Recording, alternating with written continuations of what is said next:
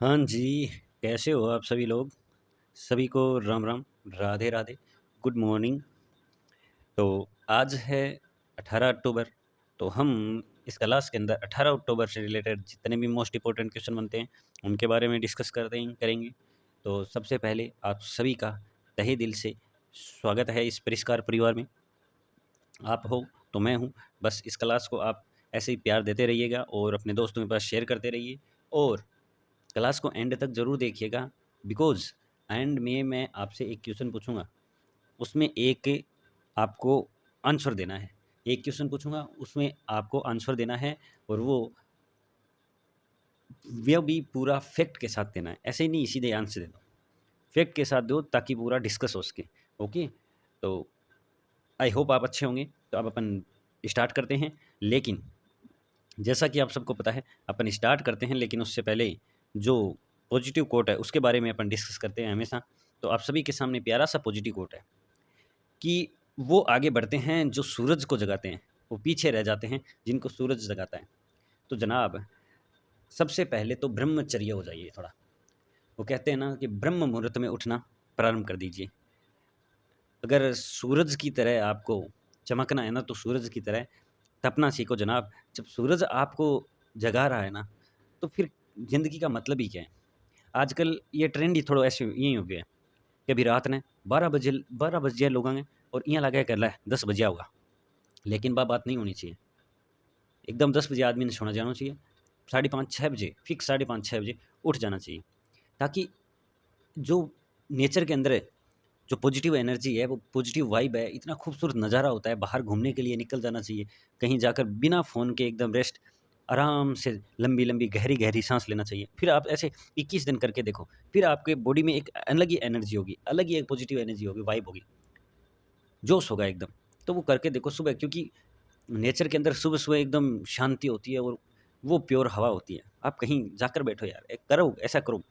लेकिन आजकल हो उल्टा रहा है, रात को 1-1, 2-2 बजे तक फ़ोन चलते हैं, कोई मूवी देखते हैं, कोई पढ़ते हैं 3-3, 4-4 बजे तक, फिर सोते हैं 11 बजे, सुबह 11 बजे उठते हैं। अरे 11 बजे तक तो आधा दिन हो जाता है यार, ऐसा थोड़ी ना होता है।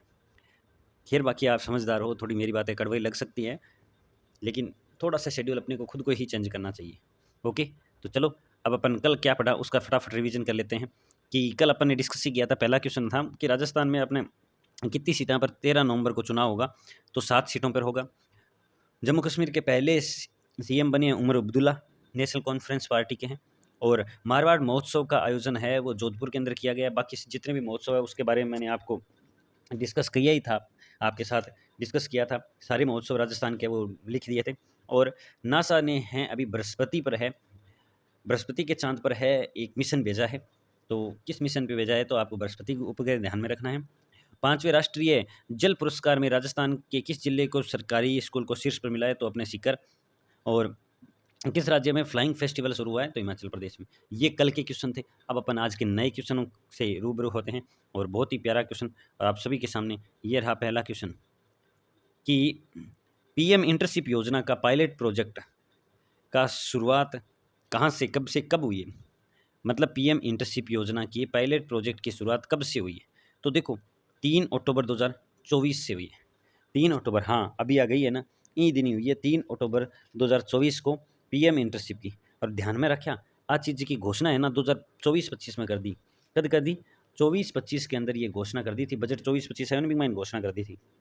इसमें कहा गया कि 1 करोड़ युवाओं को इंटर्नशिप के लिए लिया जाएगा, 1 करोड़ युवाओं को। एक्चुअल में क्या हुआ था, कुछ कंपनी थी ना, उन्होंने कंप्लेन की थी कि हमारे पास युवा है, वो कर्मचारी नहीं है। अब है या नहीं है, आई डोंट नो, लेकिन उन्होंने ये स्टेटमेंट दिया था, तो सरकार ने ये योजना है वो प्रारंभ की है कि अब आपके सामने जो 1 करोड़ युवा दिए जाएँगे, आप उनमें से है वो चूज़ कीजिए।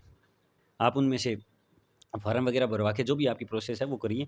तो ये 5 साल का प्रोजेक्ट रहेगा, और 1 करोड़ युवाओं को क्या दी जाएगी, इंटर्नशिप दी जाएगी। ओके, और ये अपन ने कल देखा ही था ना, जो कौन सी सीटें थी राजस्थान की, तो ये ध्यान में रखना। राजस्थान की है, तो राजस्थान की 7 सीटों पर चुनाव होगा। ये कौन कौन सी है? 2 पर तो निधन हो गया था, और 5 पर क्या है, वो राज्यसभा सांसद बन गए, इसलिए चुनाव होगा। तो ये ध्यान में रखना, ये वापस मैंने हटाया नहीं है।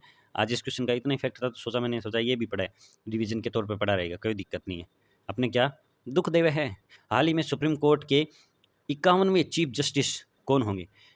तो 51 में याद रख लेना, बहुत ही प्यारा क्वेश्चन है ये। एसएससी वालों, एनटीपीसी वालों, आपके लिए छुप छुपा है। ये क्वेश्चन छप गया, समझ लो। 51वें सीआईजी कौन होंगे, मतलब 51वें chief of justice supreme court के कौन होंगे? तो इनका सही नाम है वो संजीव खन्ना। जस्टिस संजीव खन्ना है, वो क्या होंगे? 51वें चीफ जस्टिस होंगे। अभी प्रेजेंट के अंदर डी वाई चंद्रचूड़ है, जिनका 10 नवंबर को कार्यकाल है वो खत्म हो जाएगा। 10 नवंबर को कार्यकाल खत्म हो जाएगा और ये जो चीफ जस्टिस बनेंगे ये मात्र 6 महीने के लिए बनेंगे। अब आपका मन में होगा कि सर कोई बात थोड़ी ना है, 5 साल तो हमने कार्यकाल सुना है। देखो सुप्रीम कोर्ट के जो कार्यकाल है ना वो होता है या तो 5 साल या फिर 64 वर्ष।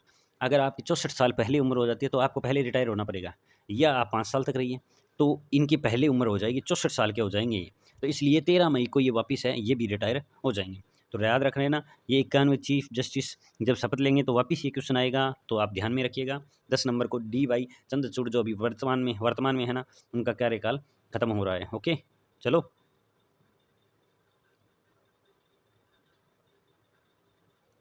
हाल ही में कहाँ पर नई न्याय की देवी की मूर्ति लगाई गई है? यहाँ पर नई नहीं है, नई कर लेना। नई नई न्याय की देवी की मूर्ति लगाई गई है, जो ये आप देख रहे हो ना ये फोटो, बस ये न्याय की देवी की मूर्ति लगाई गई है। ये लगाई गई है सुप्रीम कोर्ट के अंदर, सुप्रीम कोर्ट के अंदर लगाई गई है। आंखों पे जो पहले ब्लैक पट्टी थी वो हटा दी। अब उसका कहना है कि अब हटाने का रीज़न ये है कि कानून अंधा नहीं होता है, और हाथ में लेफ्ट हाथ के अंदर जो तलवार थी ना वो भी हटा दी, और वहाँ संविधान की बुक को देख देख दिया, और दाएं हाथ के अंदर ये तो तुल्ला आपको दिख रही है ना, ये समाज के संतुलन को बताती है, भेदभाव को ख़त्म करती है। ध्यान में रखिएगा, ये इतनी चीज़ें हैं। अच्छा क्वेश्चन है, आपको देखने को मिलता है। न्याय की देवी कहते हैं जिन्हें, सुप्रीम कोर्ट के अंदर ये मूर्ति है वो लगाई गई है। नेक्स्ट क्वेश्चन, पीएम ई बस सेवा योजना कब प्रारंभ हुई थी? तो पीएम ई बस सेवा योजना है वो कब प्रारंभ हुई थी? तो 16 अगस्त 2023 को प्रारंभ हुई थी। कब? 16 अगस्त 2023 को ये योजना है वो प्रारंभ हुई थी। इसके तहत क्या है कि 8 शहरों के अंदर है वो ई बस सेवा है जो चलाई जाएगी अपने राजस्थान के अंदर। इसमें से अकेले 200 से 250 है, तो वो तो ई बस से कहाँ पर चलेगी? जयपुर के अंदर चलेगी, गुलाबी नगरी के अंदर चलेगी। ई बस मतलब इलेक्ट्रिक बस चलाई जाएगी। ये बजट 2024-25 में घोषणा ही हुई थी, ध्यान में रखना है ये। और 8 शहरों के अंदर चलाई गई। मैं ये क्वेश्चन पहले भी चर्चा करवाई थी। क्यों चलाई जाएगी? रीज़न ये है कि जो ये बसें आप देखते हो लो फ्लोर वगैरह जो ये गवर्नमेंट बसें चलती है ना, ये भाई साहब इतना पॉल्यूशन करती है, इतना पॉल्यूशन करती है, इनका रख-रखाव तो करता नहीं है, ना ही कोई फिक्स ड्राइवर होता है। आज किसी के हाथ में, कल किसी के हाथ में, तो इस चक्कर में सब ऐसे ही चलाते रहते हैं। जयपुर आप जाओ तो लो फ्लोर का आप देख लेना। ओके? तो ये ध्यान में रखना। चलो नेक्स्ट क्वेश्चन देखते हैं। नेक्स्ट क्वेश्चन अपना है कि हाल ही में हरियाणा के 19वें मुख्यमंत्री कौन बने हैं? तो देखो सबको पता है, सबने खबर पढ़ ली। ये आपको फ़ोटो भी सामने दिख रही है, पूरी डिटेल आपको इनमें फ़ोटो के सामने दी है, तो आप लिख लीजिए। तो हरियाणा के 19वें मुख्यमंत्री कौन बने हैं? तो नायाब सैनी बने हैं। कौन बने हैं?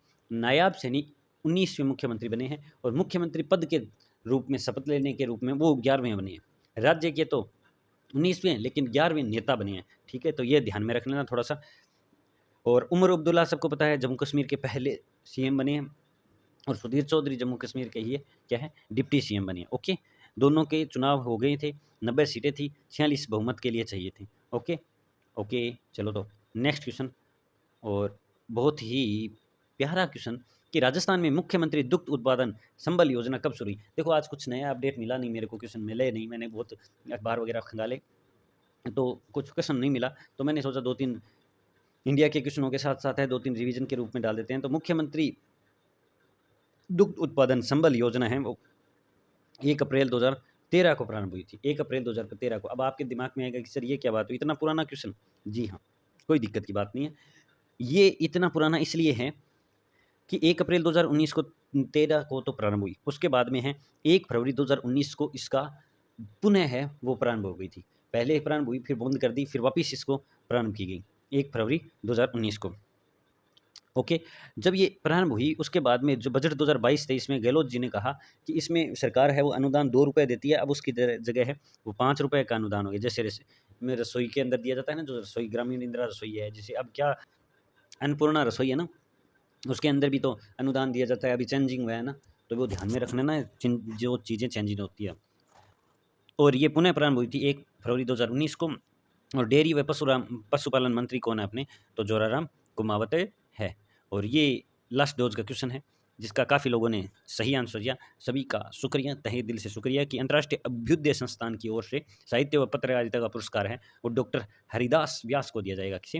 हरिदास व्यास को दिया जाएगा। और ये आपके लिए नया क्वेश्चन है कि हाल ही में अंतर्राष्ट्रीय अंतरिक्ष महासंघ ने किसे विश्व अंतरिक्ष का पुरस्कार दिया है? बहुत ही प्यारा क्वेश्चन है, मोस्ट इंपोर्टेंट क्वेश्चन है, चंद्रयान 3 के लिए दिया गया है। अब देख लो, आप देख लेना। ये क्लास कंप्लीट हो गई और सभी है वो अपने भाई बंधुओं को बोल दो, अगर बीएसटीसी बीएड वगैरह करनी है तो संपर्क कर ले एक बार। और अपने रीट के बैच है वो स्टार्ट हो गए हैं, तो अपने दोस्तों के पास शेयर करो ताकि बैच बन जाए। ओके, सभी के पास शेयर करो, सभी के पास इन्फॉर्मेशन करो और फिर इस परिष्कार परिवार को है बढ़ाओ। तो ये क्लास कंप्लीट हो गई। आई होप ये क्लास आपको पसंद आई है। अगर पसंद आई है तो अपने दोस्तों के पास शेयर कीजिएगा, नहीं आई तो रीज़न कमेंट बॉक्स में कमेंट ज़रूर कीजिएगा। हो सकता है मेरे विचार कुछ आपसे मिल जाए तो कुछ विचार आपसे नहीं मिले, क्योंकि सीधी सी बात है भी, अपने हाथ की भी पाँचों उंगलियां हैं, वो एक समान नहीं हो सकती। तो अपन सब एक समान कैसे हो सकते हैं? तो कोई ज़रूरी नहीं है कि मेरे विचार ही मिले। ये मैं मेरी थिंकिंग पॉजिटिव, जो मेरी थिंकिंग होती है वो मैं आपके सामने रखता हूँ। तो कुछ लोग संतुष्ट हो सकते हैं, तो कुछ असंतुष्ट हो सकते हैं। ओके, तो आप एंजॉय कीजिए क्लास को और अपने दोस्तों के पास और अपनी लाइफ को भी एंजॉय कीजिए। हम कल वापस मिलते हैं, लेकिन आप ध्यान में रखिएगा, every Sunday 7 PM live class, पूरा वीकली करंट अफेयर का निचोड़ अपन डिस्कस करते हैं। तो वहाँ आइए, हम रूबरू होंगे लाइव। तो तब तक के लिए जय हिंद, जय भारत। कल वापस मिलते हैं। धन्यवाद। जय सिया राम।